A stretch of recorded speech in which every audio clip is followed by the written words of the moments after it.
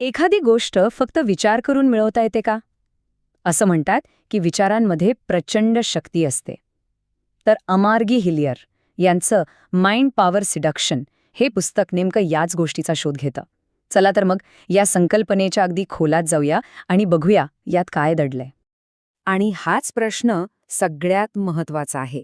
म्हणजे आपल्या विचारांमध्ये खरंच इतकी शक्ती असू शकते का, की ते आपल्या आजूबाजूच्या परिस्थितीला, आपल्या जगाला बदलू शकतील?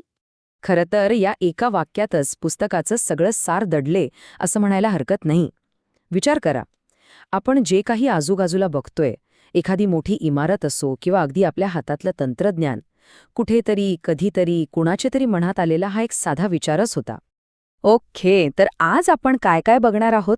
एक कल्पना वास्तवात कशी येते, आपल्या मेंदूच्या काही लपलेल्या फ्रिक्वेन्सीज, व्हिज्युअलायझेशनची शक्ती काय आहे, याचा सराव कसा करायचा, आणि शेवटी या सिद्धांतामधला एक महत्वाचा इशारा.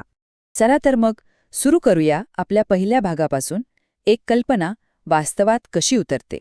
हे उदाहरण बघा, किती सोपं आणि समर्पक आहे. लेखक म्हणतात की कोणतीही गोष्ट, जसं की हे घर, आधी बाहेर नाही तर मनात बांधलं जातं. सगळ्यात आधी काय येतो? एक विचार की घर असावं. मग तो विचार कागदावर उतरतो, म्हणजे ब्लूप्रिंट तयार होते, आणि मग त्या ब्लूप्रिंटच्या आधारावर खरंखुरं घर उभं राहतं.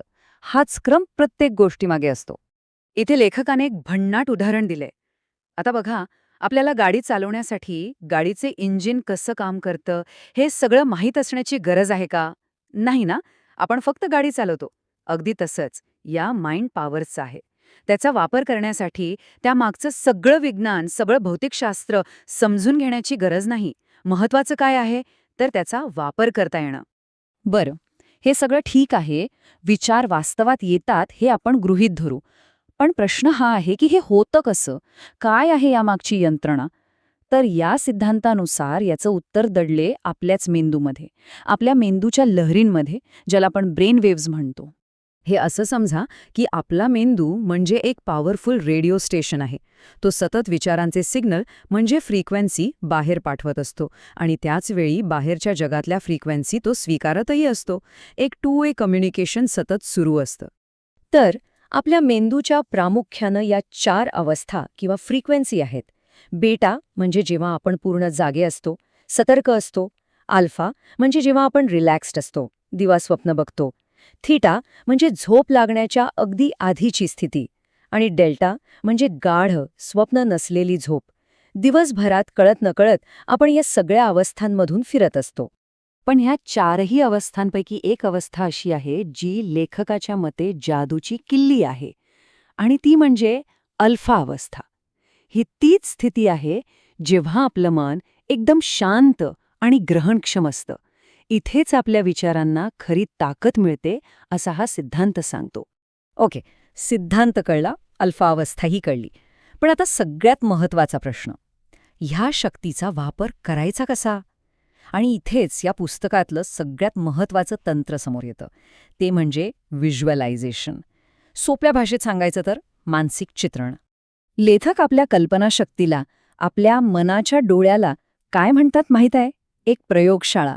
एक अशी जागा जिथे आपली ध्येय, आपली स्वप्न वास्तवात येण्याआधी आकार घेतात. एक प्रकारे ही एक निर्मितीची कार्यशाळाच आहे. चला तर मग बघूया या मानसिक प्रयोगशाळेत काम कसं करायचं. व्हिज्युअलायझेशन प्रभावीपणे करण्यासाठी काय काय करायला हवं? इथे 3 नियम आहेत आणि ती खूप महत्त्वाचे आहेत. नियम नंबर 1, जे काही ध्येय डोळ्यासमोर आणलं आहे ते सिनेमासारखं बघायचं नाहीये, तर स्वतःला त्या दृश्यात अनुभवायचं आहे. आपण तिथेच आहोत हे असं फील करायचं. नियम नंबर 2, फक्त डोळ्यांनी बघायचं नाही, तर आपल्या सगळ्या इंद्रियांचा वापर करायचा. तिथले आवाज ऐका, तिथला वास घ्या, तिथल्या गोष्टींना स्पर्श करा, सगळं काही अनुभवा. आणि तिसरा आणि सगळ्यात महत्त्वाचा नियम, सातत्य. रोज सराव करणं अत्यंत गरजेचं आहे.